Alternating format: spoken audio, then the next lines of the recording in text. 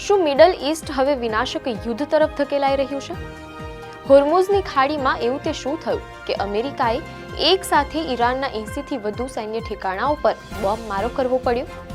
સૈન્ય પ્રહારની સાથે અમેરિકાએ ઈરાનને કયો મોટો આર્થિક આંચકો આપ્યો છે?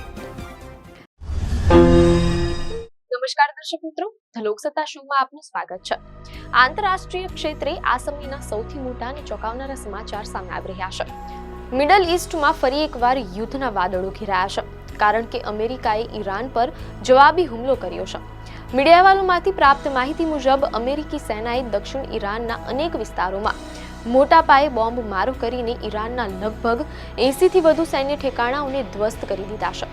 અમેરિકાનો દાવો છે કે ઈરાને હોર્મુઝની ખાડીમાં 3 વ્યાપારી જહાજોને નિશાન બનાવ્યા હતા, જેના સખત જવાબ તરીકે આ સૈન્ય કાર્યવાહી કરવામાં આવી છે. મીડિયા અહેવાલોમાંથી જાણવા મળેલ છે કે અમેરિકી સેન્ટ્રલ કમાન્ડ સેન્ટકોમ દ્વારા દાવો કરવામાં આવ્યો છે કે આ આકરી કાર્યવાહી આંતરરાષ્ટ્રીય દરિયાઈ વ્યાપારની સુરક્ષા સુનિશ્ચિત કરવા અને ઈરાનની સૈન્ય ક્ષમતાને નબળી પાડવા માટે કરવામાં આવી છે. યુએસ સેન્ટ્રલ કમાન્ડના જણાવ્યા અનુસાર આંતરરાષ્ટ્રીય જળમાર્ગોમાં નિર્દોષ નાગરિકોના વ્યાપારી જહાજો પર ઈરાન દ્વારા કરવામાં આવેલા હુમલાના વિરોધમાં આ ઓપરેશન હાથ ધરાયું હતું. આ ભયાનક લશ્કરી કાર્યવાહી અંગે યુએસ સેન્ટ્રલ કમાન્ડ દ્વારા સોશિયલ મીડિયા પ્લેટફોર્મ એક્સ પર વિગતવાર પોસ્ટ શેર કરવામાં આવી છે. આ પોસ્ટમાં સ્પષ્ટપણે લખવામાં આવ્યું છે કે ઈરાને આંતરરાષ્ટ્રીય દરિયાઈ માર્ગોમાં અનેક માસૂમોને નિશાન બનાવ્યા છે અને સ્ટ્રેટ ઓફ હોર્મુઝમાં 3 કોમર્શિયલ જહાજો પર હુમલો કરીને સીઝ ફાયરનું ખુલ્લેઆમ ઉલ્લંઘન કર્યું છે, જેના પરિણામે જ અમેરિકાએ ઈરાનના વિવિધ વિસ્તારોમાં આ એર સ્ટ્રાઇક કરી છે. દરમિયાન મીડિયાના અહેવાલોમાંથી એવી પણ માહિતી મળી રહી છે કે કેટલાક રિપોર્ટ અનુસાર એક ઉચ્ચ અમેરિકી અધિકારીએ એક મીડિયાને આપેલી માહિતીમાં જણાવાયું છે કે આ તાજેતરના હવાઈ હુમલામાં મુખ્યત્વે ઈરાનની air defence system, coastal surveillance system, surface to air missile, anti-ship cruise missile અને ડ્રોન લોન્ચિંગ સાઇટ્સને નિશાન બનાવીને તેમને ભારે નુકસાન પહોંચાડવામાં આવ્યું છે. બીજી તરફ મીડિયાના અહેવાલોમાંથી એમ પણ જાણવા મળેલ છે કે ઈરાનના સરકારી મીડિયાના અહેવાલો અનુસાર દક્ષિણ ઈરાનના અનેક ભાગો પ્રચંડ ધડાકાઓના અવાજથી ગુંજી ઉઠ્યા હતા. આ હુમલાઓમાં સિરીક શહેરમાં કુલ 7 જેટલા મોટા બ્લાસ્ટ થયા હોવાના સમાચાર છે. આ ઉપરાંત દરિયાઈ સરહદ નજીક આવેલા કેશ્મ અને બંદર અબ્બાસ આઇલેન્ડ પર પણ અમેરિકી વાયુસેના દ્વારા ભારે બોમ્બ મારો કરવામાં આવ્યો છે. અહેવાલોમાં જણાવ્યા અનુસાર આ હુમલા દરમિયાન એક પ્રોજેક્ટાઇલ ઈરાનના સેતુબંધ પર આવીને પડ્યો હતો, જેના કારણે ત્યાં હાજર કેટલાક સ્થાનિક લોકો ઘાયલ થયા હોવાની પણ વિગતો મળી રહી છે. આ હુમલો એવા સમયે થયો છે જ્યારે ઈરાનમાં સર્વોચ્ચ નેતા અલી ખામેનેઈના જનાઝા એટલે કે અંતિમ સંસ્કારનો કાર્યક્રમ ચાલી રહ્યો છે. મીડિયા અહેવાલો અનુસાર તેમના પાર્થિવ દેહના શબ પેટીને ઈરાક લઈ જવામાં આવી છે, જ્યાં ઈરાન અને ઈરાકના ઘણા મોટા રાજદ્વારી નેતાઓ હાજર રહ્યા હતા. પરંતુ ઈરાન પર અમેરિકાના આ અણધાર્યા અને ભીષણ હુમલાના સમાચાર મળતાની સાથે જ ઈરાનના રાષ્ટ્રપતિ મસૂદ પેઝેશકિયાન તાત્કાલિક અસરથી સ્વદેશ પરત ફરવા રવાના થઈ ગયા છે.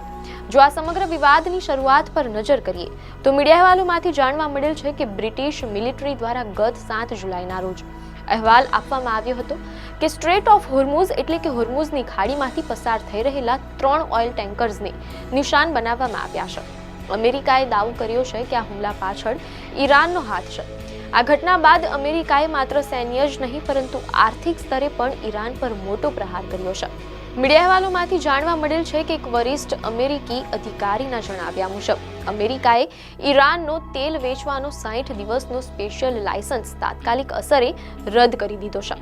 આ લાયસન્સ હેઠળ અમેરિકી ટ્રેઝરી વિભાગે ઈરાની ઓઇલ પર લાગેલા કડક પ્રતિબંધોને 60 દિવસ માટે હટાવ્યા હતા, જે હવે પાછા લાગુ કરી દેવામાં આવ્યા છે.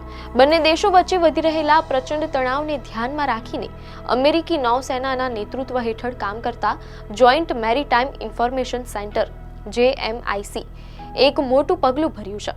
તેમણે હોર્મુઝ સ્ટ્રેટમાંથી પસાર થતા તમામ વ્યાપારી જહાજો માટે ખતરાનું સ્તર સબસ્ટેન્શિયલ એટલે કે મધ્યમથી વધારીને સીધું સિવિયર એટલે કે અત્યંત ગંભીર કરી દીધું છે, તેમ અહેવાલોમાંથી જાણવા મળેલ છે.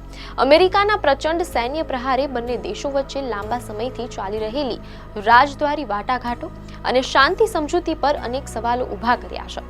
મીડિયા અહેવાલો અનુસાર હાલમાં અલી ખામેનેઈના જનાઝાના કાર્યક્રમોને કારણે આ દ્વિપક્ષીય વાતચીત આગામી 9 જુલાઈ સુધી હોલ્ડ પર એટલે કે સ્થગિત રાખવામાં આવી છે. પરંતુ આ હુમલા બાદ આગામી દિવસોમાં મિડલ ઈસ્ટની પરિસ્થિતિ કેવો વળાંક લેશે અને ઈરાન આનો કેવો વળતો જવાબ આપશે તેના પર સમગ્ર વિશ્વની નજર ટકેલી છે. આપને માહિતી સારી લાગી હોય તો વિડીયોને લાઈક અને શેર કરજો, ચેનલને સબસ્ક્રાઇબ કરજો.